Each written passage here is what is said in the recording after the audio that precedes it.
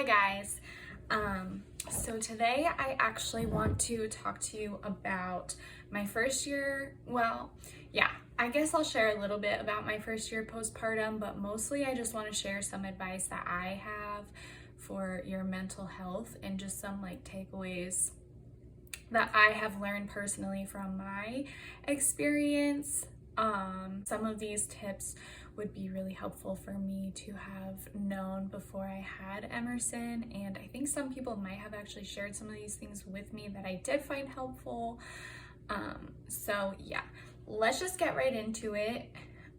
So the first thing that I wrote down was community. So the importance of having a community is huge, especially that first year, right? Or even those like first few months. Me as an introvert, I have to say, I tend to isolate after spending so much time with family or friends or whatever. I just need to come home and like unwind and relax a little bit. I get kind of exhausted from just being around people all the time. I do enjoy company. I do enjoy going places and being around other people. I do, like, I'm not antisocial. I just value my alone time. And I think having a COVID baby and newly relocated in a new area right before I got pregnant, it was a little bit easier for me to kind of be a recluse and not accept help, I would say, and it was just harder for me to like build a community.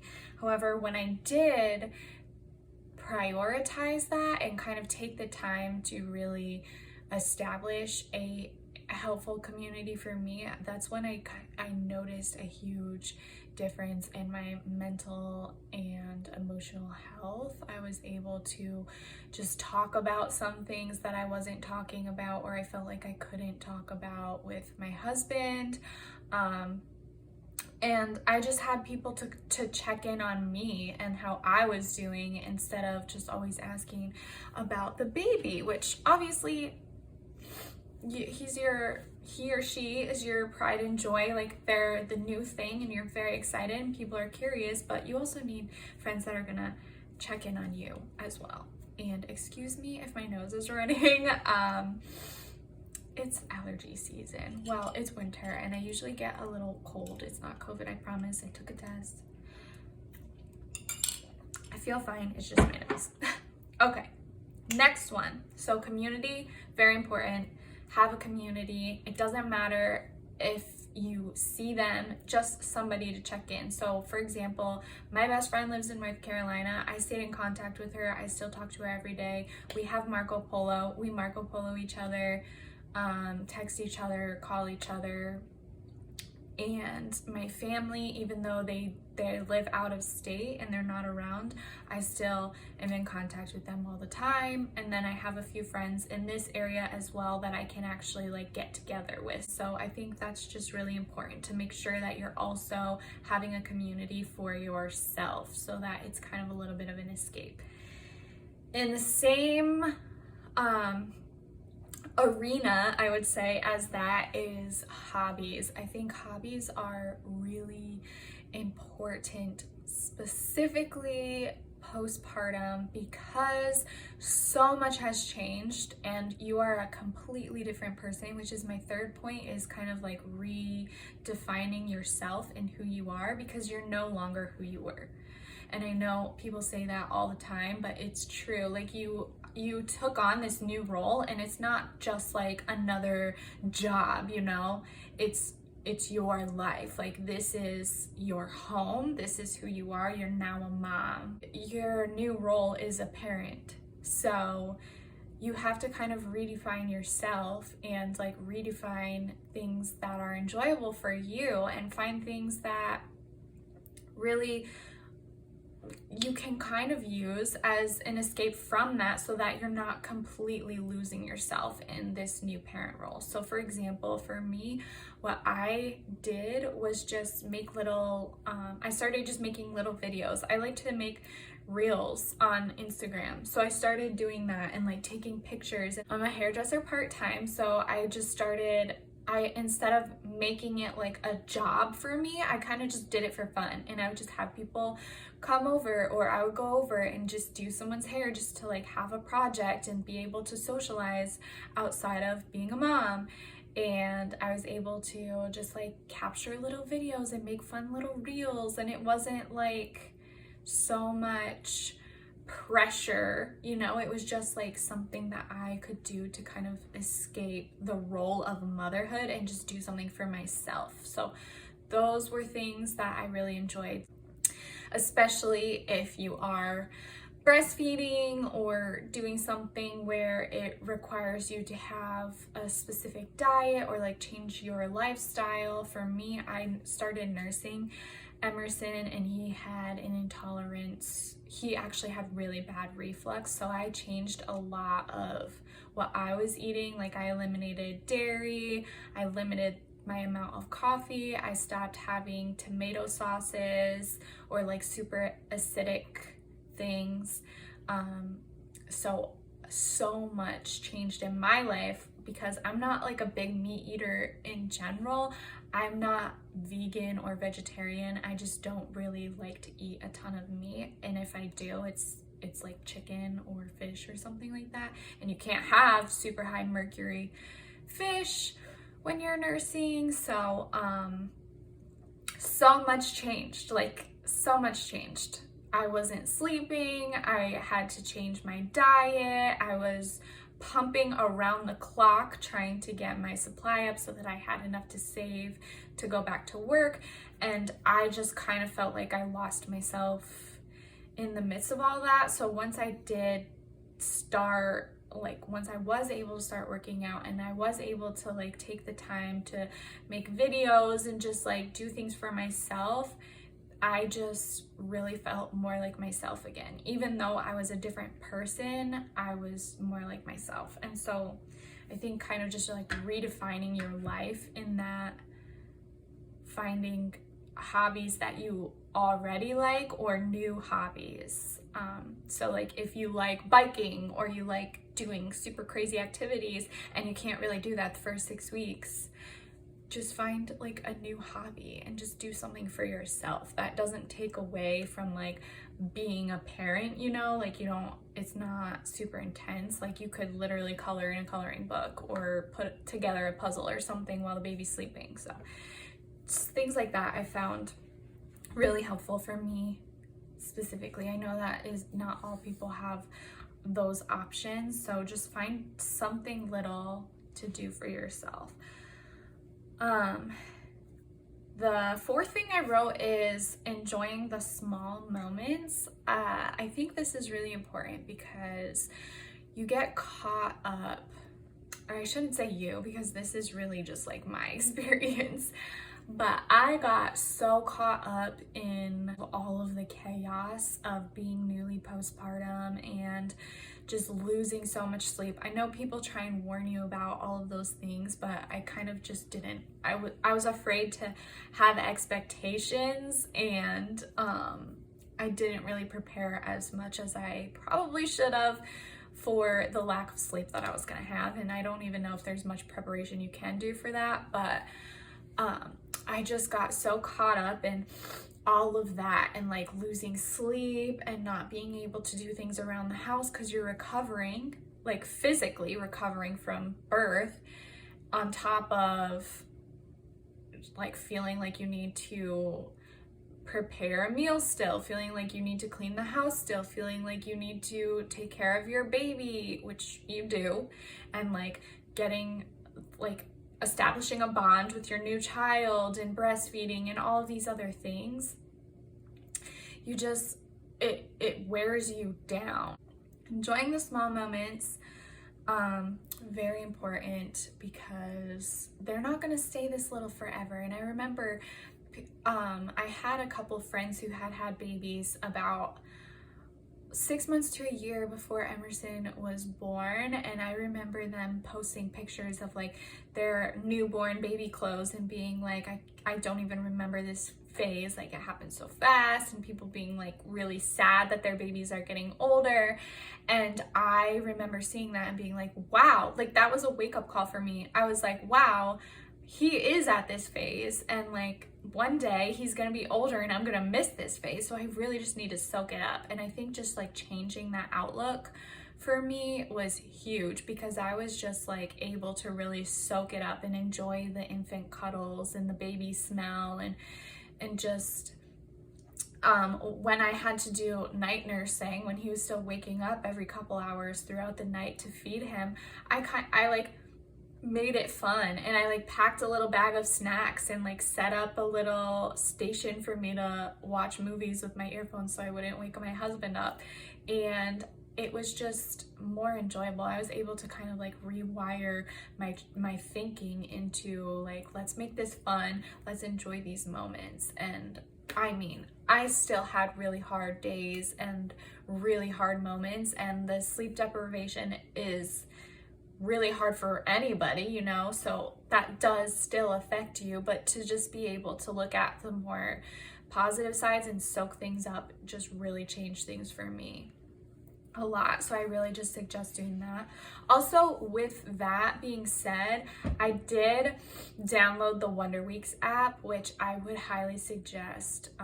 This obviously isn't sponsored or anything by them, but it's like $3, I think, to download, and it is the best $3. It's a one-time payment. It is the best $3 I've ever spent, let me tell you, because and some people don't agree with this, but I've noticed that it made a difference for me, and it aligns very much so with his growth and development. But it kind of just tells you when they're going through a leap, which is basically like their brain is developing and they're learning new skills. And so when this happens, they're going through a growth spurt and they're having a harder time, but it just tells you kind of what to expect and help you understand why they're acting a certain way, or why they're grumpier, or why they're not sleeping. So it helps you kind of prepare for those moments and know when they're in those moments how you can help them. So it gives you like different tricks on like how to help them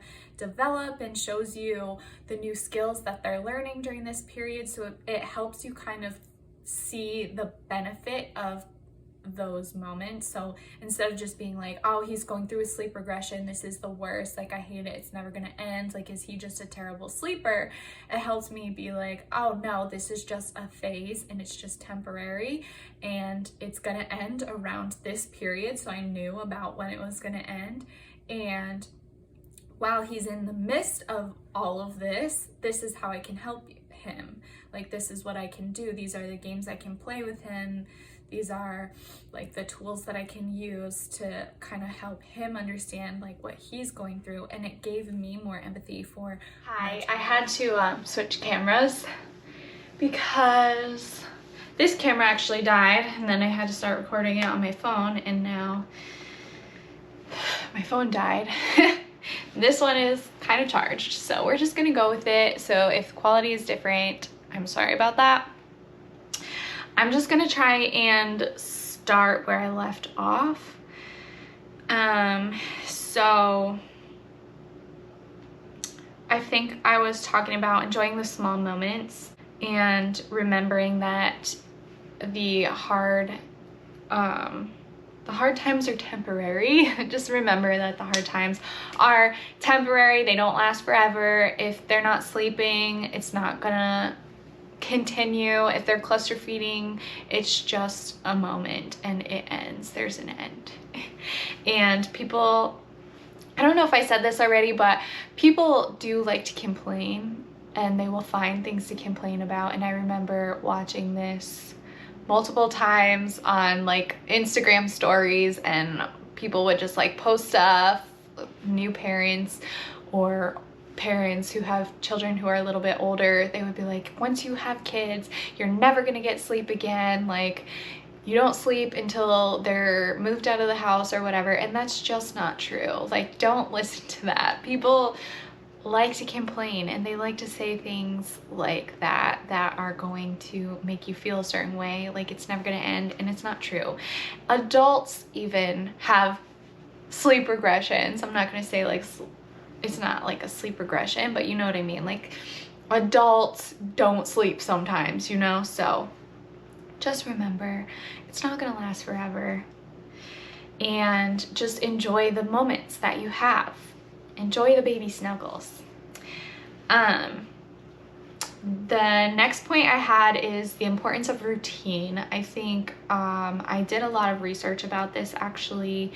So I established a routine with him fairly quickly, but keep in mind that that routine is going to change so much. Like, it's gonna change and change and change, and then as soon as you establish a new routine, it's gonna change again. So just being aware that it's not gonna stay the same. Like, their wake windows change, their nap schedule changes, their eating time changes, how much they eat changes. So just kind of like being open-minded with that, but also the things that you can control and like establish in the beginning that you can stick to is also really helpful. So for example, we established a bedtime routine with him pretty much right away. So even though he was an infant and like couldn't interact with us, we still did his bedtime routine so that he kind of knew what to expect. So we would do bath. He doesn't have a bath every night. He'll do every other night because he's little and doesn't get that dirty. And his skin is really dry, so I don't like to give him like a full-on bath every night. But on bath night, so we'll do bath time, and then we'll read a book with him and pray with him, and then I'll rock him a little bit and sing with him and put him in bed, and I let him put himself to sleep. I don't rock him to sleep. That's totally up to you. Everybody is different. But what has worked for us is putting him to bed awake so that he can soothe himself now. But we started doing that right away, like pretty much right when we got home from the hospital. So now he's so used to it and he knows what to expect. So he starts getting sleepy like when we're reading him the book. He knows what's coming, so he kind of has like an expectation. And in the same sense, it's helpful for you too and your sanity, because you know what to expect and you know what's about to happen, and routine is just good. And it doesn't have to be the same exact routine for the same exact things every single day. Like, you can switch it up, and you're gonna have to switch it up too, like what, because their sleep schedule is going to change as they grow and develop, and they're gonna reduce the amount of naps and their nap times and stuff. But it kind of gives you an idea of what to expect too. So if you are having a really hard day, or your baby is being really cranky, like, you know, okay, they're gonna go down for a nap at this time, and then I have some time for myself. So it gives you some things to look forward to as well, if that makes sense. So for example, I chose not to do any housework while Emerson is napping, unless it's like a special occasion, like if we're having people over and there's a lot of stuff that needs to be done and I just can't get things done while he's awake, like I need to deep clean, then I'll make an exception. But on regular days, for the most part, I don't do housework while Emerson is sleeping.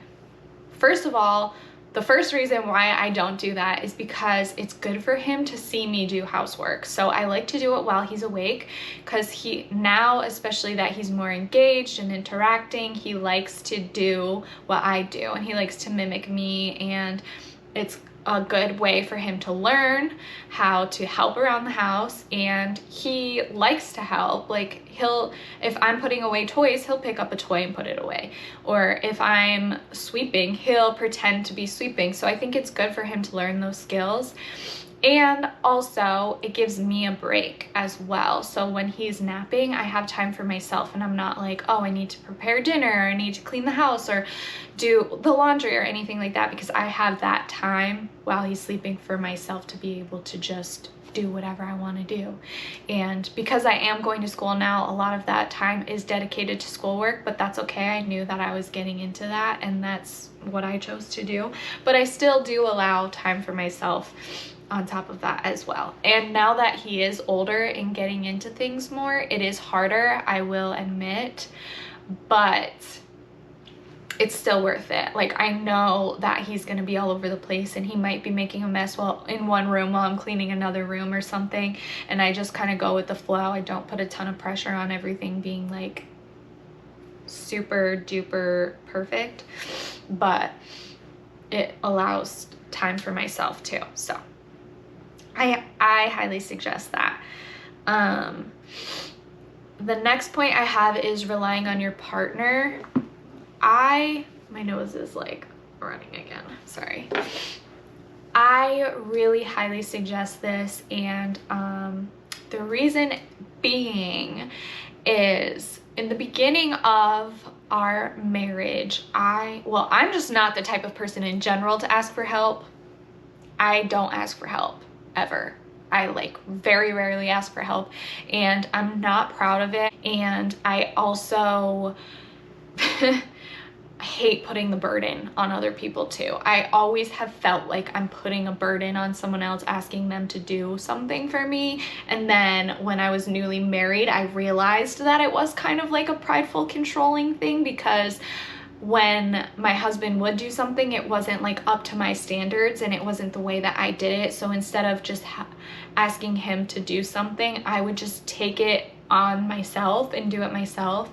And before you like live with your partner or get married and move in with your spouse, you have things a certain way that you like to do. And so when you're combining two lives together, you both have different ways of doing things, and it can be kind of challenging. And I remember I would come home from work and there would be dirty dishes in the sink and the laundry wouldn't be folded. Get frustrated because I would have to come home and do these things, and I didn't like coming home and feeling like I had more chores to do for someone else, you know?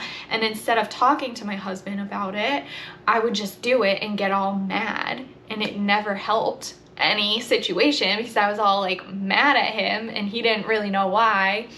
And once I was able to just lay myself down and humble myself and ask for help instead of just getting mad at him, it ended up being beneficial for our relationship. So I would suggest trying to establish healthy boundaries within your marriage or relationship before you have a baby. But if you don't have that chance and you already have a baby, or you're about to have a baby and you do struggle with these things, just don't be afraid to ask for help. Like, your partner or your family or whoever you have with you they want to help you. And if you are a single parent, rely on your community. Like, you have people who want to help you and they want to be there.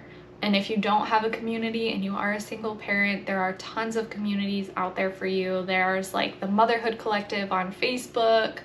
There's different support groups for single moms. Like, get plugged in somewhere. Go to a church life group. Like, get plugged in somewhere. There are communities and there are people that want to help you. So just accept the help and don't be afraid to ask if you need it. So like, I kind of just had to not be so afraid that I was gonna put something on, another task on my husband. Like, I was just like, hey, like, I'm really struggling with this one thing, do you mind helping me? And he was more than willing to do it. It wasn't like he was frustrated that I was asking him to.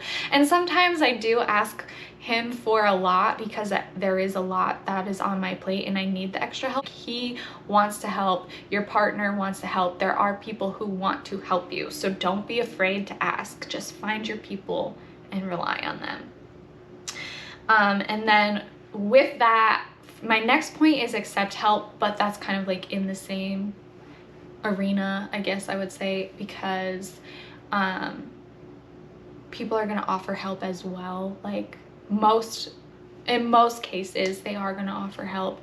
And one thing that I actually found really helpful for me, advice-wise, before I had Emerson was one of the girls from my life group actually told me that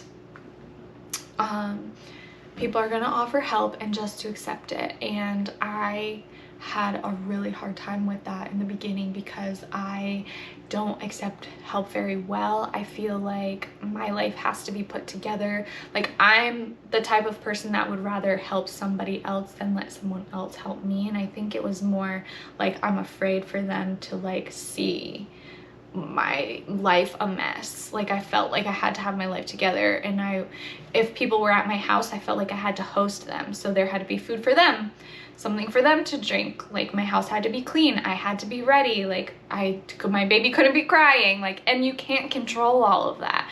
So I think just like kind of laying yourself down and being like, my life is a mess and you're right, I do need help, and so I'm gonna let you help me is huge, because once you accept that help, it like they're coming in knowing what to expect. They know your life is gonna be a mess, and like if you are a friend who has a baby or have a friend who's about to have a baby, just like say, hey, I'm coming over to do some laundry, when is a good time, or like I'm coming over to do your dishes or clean your bathroom or hold your baby so you can take a shower or bring over a meal. Like, don't just show up unexpectedly, because some people aren't the greatest with that, like me. But if you just say like, hey, I'm gonna do this for you, when is a good time for me to come over? Don't feel like you have to get ready. Don't feel like you need to look a certain way. I don't care if your baby's crying. I don't care if your house is a mess. I don't care if you smell bad. Like, I'm just gonna come and help you. I'll look like garbage too, just to make you feel better. Not that they look like garbage, but you know, just do that. Be the help, accept the help. And lastly, I put have no expectations, but I say this lightly because I am not the type of person that can just not have expectations. I always have expectations, even when I try not to. They're just deep down in there somewhere in the back of my mind is an expectation. So I would say have low expectation. I'm specifically talking about like birth and breastfeeding and your baby in postpartum, because I know so many people and hear so many horror stories of people who have a specific birth plan. This is all written down, like what's going to happen when they go into labor, what's going to happen as soon as they check into the hospital, how their labor is going to go, and like how long they're going to stay there, and what's going to happen when they come home. And they're just things that you can't control, okay? So I think writing all of that down, in some cases it may be helpful. For some people, they do need to do that, and if you are a person that does need to do that, that's okay. But I would suggest not fully relying on that plan. Like, if you want to have a plan, I would suggest just doing a more general plan and then being okay with it not going according to that plan, so that it's not so traumatic for you. For example, if you want to have a natural birth, or you want to have a vaginal birth and you end up getting an epidural, or you end up having to have a C-section, instead of being so traumatized that that's happening, if you just come in with an open mind and like, if this happens, then it makes it go a lot more smoothly, and it puts you less at risk for postpartum depression.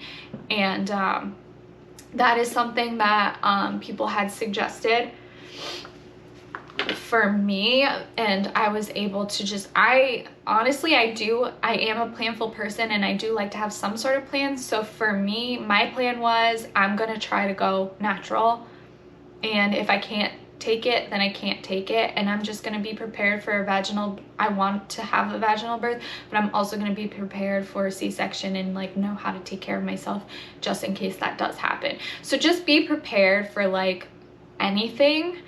And so have an open mind, but also if you are a planful person and you want to have a plan, then that's okay too. Just like have a plan, but remain open-minded.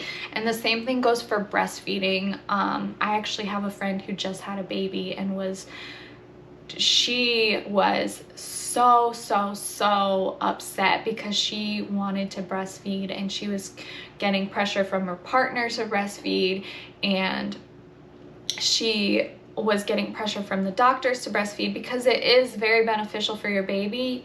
And I understand if that's something that you want to do, and I highly suggest, if you do want to breastfeed, take a breastfeeding course if you've never breastfed before, because there's a lot that goes into it. It's not as easy for some people as it seems. There's actually a lot of work that goes into it, and sometimes it's a little bit harder. So if you do plan to breastfeed, I do suggest taking a breastfeeding course. A lot of the hospitals offer it. You can do an online one, and if not, you could even just watch YouTube videos. There's tons of information about it out there. So I suggest doing that and meeting with a lactation consultant too. But if it doesn't work out for you and your baby, and it's putting you at risk for your mental health and your stability, it's not worth it, because you need to be healthy for your baby, and your baby can sense your stresses and anxiety. So if you're feeling a certain way, you're projecting that onto your baby. So you need to establish a healthy bond with your baby. You don't want to resent your baby because every time your baby eats it hurts, or you can't get a latch, or you're not producing enough so you're having to pump and breastfeed. And there's just so much that goes into it. If it doesn't work out and you need to formula feed, or you need to pump and bottle feed your pumped milk, whatever works for you is what is best for your baby.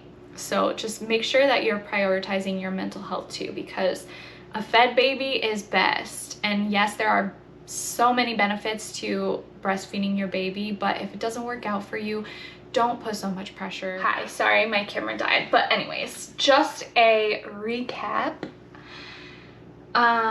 So the first thing I have is community. Find a community and rely on them. And lean into your community. Second is hobbies. Find a hobby, a healthy hobby that's just for you. Redefine your life. Enjoy the small moments. Remember that hard times are temporary. Establish a routine for you and your baby.